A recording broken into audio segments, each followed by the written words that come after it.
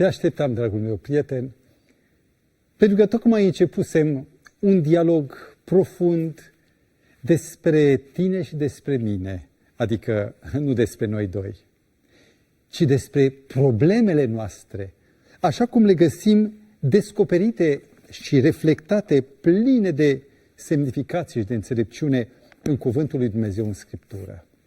Suntem de câteva vreme într-o călătorie lungă și dorim să identificăm mai bine acele coordonate care sau pe care se derulează viața mea, opțiunile mele, alegerile mele. Spunea cineva, un filosof, că cea mai mare nenorocire în viață este faptul că noi nu ne cunoaștem. Adică vechiul dicton de pe templul lui Apollo, gnothi se auton, cunoaște-te pe tine însuți, care avea o altă semnificație, mi se pare totuși foarte profundă. Iar cunoașterea de sine nu se realizează la oglindă atunci când îți scoți firele neplăcute sau care trădează o vârstă, nici atunci când îți ascuzi niște pete. Cunoașterea de tine, din nefericire, se realizează atunci când stăm față în față cu răutatea mea, când stau față în față cu greșelile mele și, din păcate, omul învață aproape toate marile lecții din dureri, din greșeli. Dragul meu, suntem împreună, tu și cu mine, în acest program, în această experiență de descoperire, cercetând un caz din vechime, un caz pe care l-am derulat deja și acum doar reflectăm la efectele, la dimensiunile unei întâmplări, Cain și Abel, când în urma aducerii unei jertfe, sau fiecare a adus câte o jertfă, nemulțumit de faptul că Dumnezeu nu l-a acceptat cu bostanii lui, cu pepenii, cu ardeii grași, cu morcovii, cu zucchini, cu mango și cu alte lucruri produse de agricultura lui, nici nu putea, pentru că jertfele trebuiau să fie cu sânge, pentru că jertfa era un simbol al altcuiva care venea să te ierte prin moartea, prin sângele lui. Deci jertfa cu sânge era un simbol al lui Hristos, al lui Mesia. El n-a ținut cont și a venit cu pepeni. Și Dumnezeu n-a primit. Și atunci, mâniat, a hotărât să facă să dispară competitorul. Și l-a omorât pe fratele său, Cain. Investigăm nu doar păcatul crimei, ci investigăm și consecințele păcatului un om. Știi care este cel mai greu lucru, cel mai grav lucru? Nu faptul că greșești, ci cum reacționezi față de greșeala ta. Și pentru că omul de regulă este subiectiv și este, cum să zic eu, mai mult decât părtinitor, gândește favorizându-se întotdeauna pe sine, în momentul în care tu greșești, tendința ta e să te solidarizezi cu tine și să vii cu tot felul de scuze. Ți-amintești care a fost prima scuză, prima minciună omenească? Nu știu, limite. Ei bine, trebuie tărie de caracter, trebuie forță spirituală ca tu să spui nu. Adică să te disociezi de tine, să spui nu mă voi apăra. Eu trebuie să am puterea să privesc fapta mea în față, consecințele ei. Am admirat totdeauna pe ticăloși, criminali sau delapidatori sau, mă rog, temirce, care au avut tăria să meargă ei, să spună, oameni buni, stați, nu vă pierdeți banii, nu cheltuiți fonduri și energii, vă spun eu tot. Aici este documentul, eu am greșit, sunt gata să-mi încasez pedeapsa. Eu cred că din momentul acela, omul acesta aproape că nu mai trebuie pedepsit. Bine, trebuie pedepsită fapta, ca nu cumva alții mărturisind să scape de pedepse. E o metodă șmecherească. Însă omul acela este un alt om. Ei, în momentul în care Cain a comis păcatul, El a comis unul mai grav, și anume împietrirea inimii. Și atunci când Dumnezeu i-a vorbit, i-a întors spatele, nu am de-a face cu tine. Și atunci Dumnezeu spune, blestemat ești tu, pentru că glasul sângelui fratelui tău strigă din pământ către mine. Blestemul se odihnește peste tine. Am vorbit altădată despre blestem și nu cred că e cazul acum să reluăm. Dumnezeu niciodată nu blastămă. Și pentru că blestemul e consecința păcatului și Dumnezeu nu are de-a face cu păcatul. Dumnezeu are de-a face doar cu binecuvântarea. El este viața, e dragoste, este sursa bucuriei, este originea fericirii și a păcii profunde. Iar blestemul nu este în buzunarele, în arsenalul, în paleta de arme ale lui Dumnezeu. Blestemul este consecința păcatului. Și acela care se împietrește ajunge să-și poarte el însuși blestemul pe care l-a făcut. Deci, în momentul în care analizăm crima, de la întrebarea, oare crima păcatul lui Cain este mai grav decât păcatul lui Adam? Pentru că pe Adam nu l-a blestemat sau n-a rostit blestemul, n-a recunoscut blestemul asupra lui, ci asupra lui Cain, fiul său. Și am descoperit data trecută că vărsarea sângelui, crima, luarea vieții, când iei ce nu e al tău, nu t-ai dat, lovește în principiul fundamental al Universului, care este dragostea. Și în momentul în care tu îți tai dragostea, care este principiul pe care funcționează ființa umană, în momentul acela tu nu mai ești un aparat, o mașinărie care merge bine. Iar dacă tu nu mai funcționezi, planul de salvare pentru păcătoși este și el compromis. Dragostea este principiul lui Dumnezeu. Iar cine se rupe de iubire se exclude de la beneficiile programului de recuperare sau a terapiei pe care Dumnezeu o așează în trupul, în sufletul celui bolnav. Dumnezeu a pus la punct un plan de salvare, iar acela care întrerupe relația cu Dumnezeu, care stăruiește în neiubire, se blochează definitiv. Și Cain este împietrit, refuză să recunoască relația dintre el și frățiorul lui Abel și strică, sunt eu păzitorul fratelui meu. Mânia nu se îndreaptă împotriva lui Abel, ci împotriva lui Dumnezeu, pentru că inima lui Cain a fost compromisă. Iubirea a pierit. Am găsit un tablou, așa, o reprezentare omenească a uimirii, a șocului familiei lui Adam și Eva când îl descoperă pe frățiorul lor, pe fiul lor, pe fratele lor, mort. Până atunci n-a existat moartea decât în dreptul animalelor de jertfă. În momentul însă în care fiul meu, știi că atunci când vedem ceva printr-un proces de substituție, prin empatie, noi trăim evenimentul pe care celălalt, interlocutorul, îl experimentează. Iar, nu știu, ai fost lângă un mort, ai privit cum este el întins în sicriu, ai privit și ai mirosit, ai gustat atmosfera aceea funebră. Îți spun, nu se poate să nu fii afectat. Pentru că, chiar dacă nu-l cunoșteai, e un vecin, era bătrân.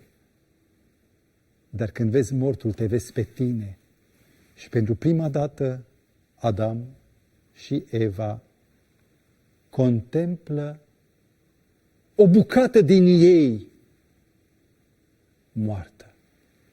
Fiul lor, copilul lor, cel pe care l-au iubit, fratele meu mai mare, e mort. În Geneza 4:11, Dumnezeu continuă să-i spună consecințele a faptei sale și nu doar a crimei, ci și consecințele îndârjitei sale împotriviri față de Dumnezeu. Și în Geneza 4:11 Dumnezeu spune: acum blestemat ești tu, izgonit din ogorul acesta. În original nu există cuvântul izgonit și atunci citim: blestemat ești tu din ogorul acesta, care și-a deschis gura ca să primească din mâna ta sângele fratelui tău.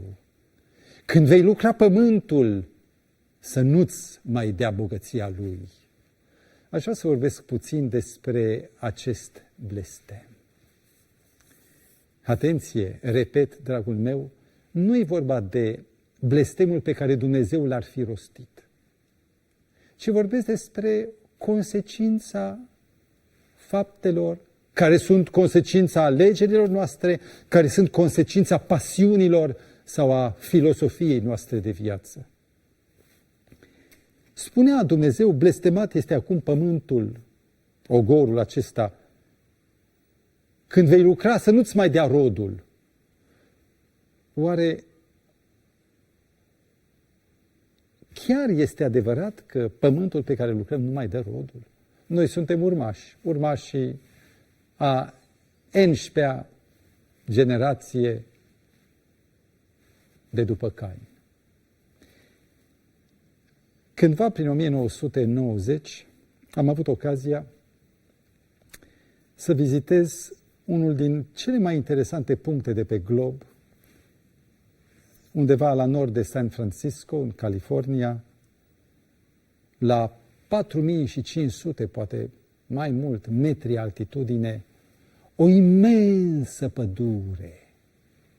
Era pădurea roșie, zic ei, pădurea nemuritorilor pomi, copaci, sequoia giganteia. Am aici, în imagine, exemplarul considerat sau măsurat ca fiind cel mai mare. I-au dat și un nume, i-au spus General Sherman. Sherman a fost un general nordist care a mișcat pionii pe tabla strategică a războiului de secesiune, 1864, 65, atunci se încheia războiul, a mișcat aceste piese într-un mod decisiv, câștigând Nordul împotriva Sudului mult mai bine pregătit și mult mai dotat. Acest pom, acest sequoia gigantea, numit după numele generalului Sherman, are 84 de metri înălțime, nu știu dacă îți poți reprezenta. Iar de jur împrejur, dacă ar fi ca să-l ocolești cu metrul, ar trebui să ai cel puțin 31 de metri ca să-i poți cuprinde trunchiul. Privește puțin rădăcinile lui. Și că ăsta-s eu. Îl vezi? Ăla mititelul care și-a de acolo, parcă ești Gulliver în țara uriașilor. Și asta parcă e un picior de elefant. Ei bine, doar să-ți dai seama ce însemnează rodire, bogăția pământului. Interesant, acești pomi, acești sequoia, care cresc doar în zone înalte, am înțeles că și în țara noastră sunt câțiva așa aduși experimentali și seamănă cu braze, sunt mai pitici, n-au condițiile de acolo. Ei bine, acești sequoia au o rășină care nu permite incendiul, ăștia nu ard. E extraordinar. Și au un lemn. Știi cât timp trăiește un sequoia? Se apreciază că există sequoia de 3000 de ani care l-au prins pe Domnul Hristos. Imaginează-ți. E ceva fantastic. Ei bine, ce însemnează să-ți dea pământul bogăția lui? Sau să nu-ți dea? Aici este o mică imagine a unui tunel. Nu, drumul a fost săpat printr-un trunchi de sequoia căzut. Acolo este nu o mașinuță de copii, ci o mașină chiar destul de generoasă americană în care te așezi confortabil și treci prin el. La un moment dat am trecut chiar printr-un trunchi în picioare viu de sequoia pe unde trecea drumul. Drumul l-a scopit. Ei bine, pământul astăzi îți mai dă încă bogățiile acestea. Uite-te, aici este un bostan uriaș, este scris în Cartea Recordurilor, de 766 de chile, aproape o tonă, amețești. Iar dincoace este o varză uriașă de 68 de kilograme. Hai, din asta să tot mănânci tu și cantina întreagă. Mă uit cât de generos este pământul acum. Și dacă acum pământul este sărăcit din cauza exploatării sale neînțelepte, din cauza inundării sale cu, produse chimice, cu stimulenți artificiali, numai din dorința de a-i smulge mai repede și mai plenar, mai plin toate bogățiile lui. Suntem în război cu pământul. Eu nu cred că acum putem spune, în condițiile normale, nu de secetă, că noi nu suntem binecuvântați. Dar să te gândești cum a fost binecuvântarea înainte ca acest blestem să fie ros din puterea de germinare, din puterea de hrănire a pământului. Geneza 4:12.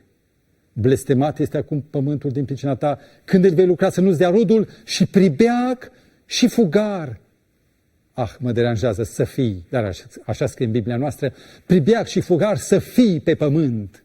Nu uita însă, prietene, în josul imaginii scrie, în ebraică, conjunctivul să fii are aceeași formă cu viitorul vei fi. Dumnezeu nu face altceva decât să prezică niște consecințe ale păcatului lui Adam. Iar cuvântul fugar mă tulbură. Știi ce înseamnă fugar? Mi-amintez de ce îmi spunea mie un nene în anii lui Ceaușescu, prin 1980 și ceva, 87, 88, că era o grupă de sportivi amatori care vreau să meargă în Cehia sau în Germania sau în Franța la un cross european. Și la data aceea, serviciul pașapoarte, controlat de altcineva, nu prea vrea să le dea viza. Deci nu le eliberau mai întâi pașapoartele. Pașapoartele nu erau la purtători, erau doar în seifurile securității. Și atunci, unul dintre oamenii mai grei care conducea această echipă, el însuși lucra la Curtea de Casații, a spus, domnul Maior, tovarășul Maior, zice, ăștia nu fug, ăștia aleargă. Știi care e deosebirea între fug? Adică fug din țară sau aleargă. Aici nu e vorba de un fugar care aleargă, ci cel care fuge de ceva. Poți fugi de un câine, poți fugi de un om, poți fugi de consecințele faptelor tale, dar în toate aceste cazuri de fugar ești urmărit. Și există o psihologie a urmăritului, a unui om care este îngrozit, care se luptă împotriva tuturor și toți se luptă cu el. Aceasta este simptomatologia unui psihopat. De ce era urmărit? Mai întâi de toate, oamenii știu că tu ești un criminal și parcă, uite cum se uită la tine. Nu știu dacă n-ai pățit, fiind într-o sală de așteptare, oriunde, ochii tăi lunecă peste fețe și la un moment dat cineva parcă se simte vexat. De ce vă uitați așa la mine? Eu? Nu înțelegi. Nu tu ești problema. Aici, în mintea lui, e problema. Omul e urmărit, e înspăimântat de ceea ce crede el că alții cred despre el.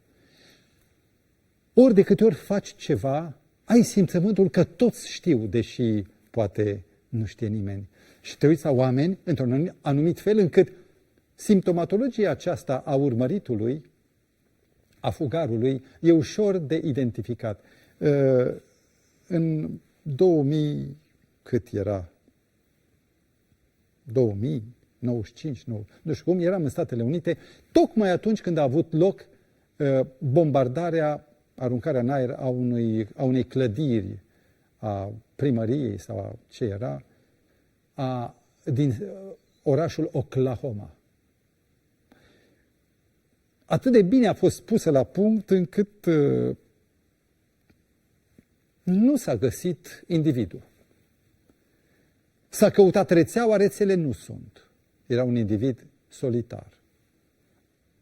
Și la un moment dat, poliția, sigur, a fost alertată, a ieșit la drumuri și polițistul stătea în drum și la un moment dat o mașină se comportă bizar. Da, n-avea motiv. Și polițistul spune stop. E psihologia urmăritului. Întinde mâna, ăla nu oprește, clar. L-a urmărit, l-au prins. De unde a știut poliția? Vinovatul proiectează asupra oamenilor propriile sale gânduri și conștiința colectivă chiar atunci când e dezinformată, te înconjoară și parcă toți ochii se ațintesc asupra ta și te comporți ca atare. Și un al doilea motiv sau un al doilea element al simptomatologiei urmăritului, psihopatologia lui, este că conștiința lui nu-i dă pace. El tot timpul este frământat. El tot timpul e cum să spune, într-un dialog, într-o ceartă cu sine. Și conștiința, să știi că nu vorbește în cuvinte, vorbește în atmosfere, în stări de suflet. Este un ac magnetic care, în loc să stea la zero, tot urcă, tot pendulează. Este un manometru care îți arată nu e bine, nu e bine și tu nu știi ce să faci. Bei atunci. Îmi spuneau cei care au fost în război, cei care au fost în situații care la ora actuală produc sinucideri în rândul veteranilor care au luptat în Orient, din diferite țări, Franța, Olanda, Anglia, Australia sau America. Numărul de sinucideri crește al veteranilor. Au scăpat de război acolo, au scăpat de ucideri, de moarte, au venit acasă și acasă se sinucid. De ce? Propria lor conștiință continuă să-i incrimineze nu prin pace, ci prin tensiune sufletească. Și fie se apucă de alcool, fie de droguri, fie de ștreang. E cel mai simplu, ai rezolvat-o. Cain, nu Dumnezeu.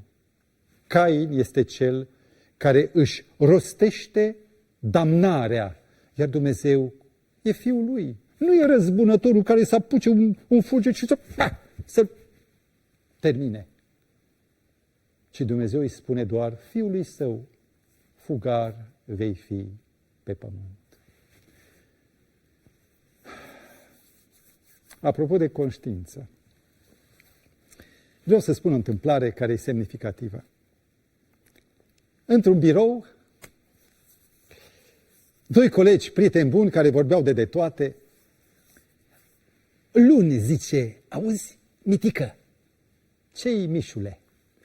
Bă, am fost în deplasare o săptămână și se uită în stânga, în dreapta, să spun ceva tare de tot. Se apropie capetele și Mișu zice, am avut o afacere. Cu o cucoană, sigur. Am avut o afacere. Mitică, om serios, zice, măi, da, tu ești însurat. Șt, zice, nu știe nimeni. Și atunci Mitică îi spune, ba știe cineva. Cine? Și Mitică îi spune, tu. Faptul că tu știi secretul, n-ai scăpare. Dacă ai fi putut să uiți, dar vezi, mintea noastră n-are clapa delete, șterge. Tu poți să bagi informație în computer și dacă nu-ți convine, selectezi textul sau imaginea, apeși clapa și aruncat în coșul de gunoi, de acolo îl poți șterge definitiv și doar scule foarte sofisticate pot să reconstituie ceea ce odată a fost șters. Dar bagă de seama, în conștiința ta, în computerul tău, lipsește clapa șterge, delete. Și omul e condamnat să poarte o imensă povară ca un sisif în cârcă toată viața. O, dacă ar exista iertare, dacă ar exista ștergerea prin sânge, și să știi că asta e forța creștinismului. Eu, dacă am venit la Dumnezeu, am venit pentru că nu făcusem fără de legi mari. Nu umblasem nici cu cucoane, nici nu furasem, nici nu... Dar conștiința mea sensibilizată de o educație care am primit-o de la părinții mei fără Dumnezeu, dar care aveau valori creștine. Nu mergeau la biserică, dar aveau valori creștine. Sensibilizată de muzică, sensibilizată de ce citeam, conștiința mea mă osândea. Aveam pete în album din comportamentul meu față de oameni care mă osândeau. Și vă spun, întâlnirea cu Iisus Hristos a făcut posibilă despovărarea sufletului meu. Hristos spune, nici eu nu te osândesc, du-te și să nu mai păcătuiești. Pentru mine, dragul meu, aceasta este marea lumină, marea trapă care se deschide în cerul de plumb. Cerul deodată devine iarăși senin, pentru că Dumnezeul cel bun își întinde mâna spre mine, îmi ia povara și îmi dă din nou pacea sufletului. Acul acela care vibrează tulburat se odihnește la punctul zero. Te iert, du-te și să nu mai păcătuiești. Dragul meu, istoria lui Cain încă nu e gata. O să avem încă de parcurs câteva din galeriile de desubtului acestui eveniment. Pentru că în toate acestea, eu și cu tine ne aflăm aici. Îți doresc până atunci, până data viitoare, toate bune.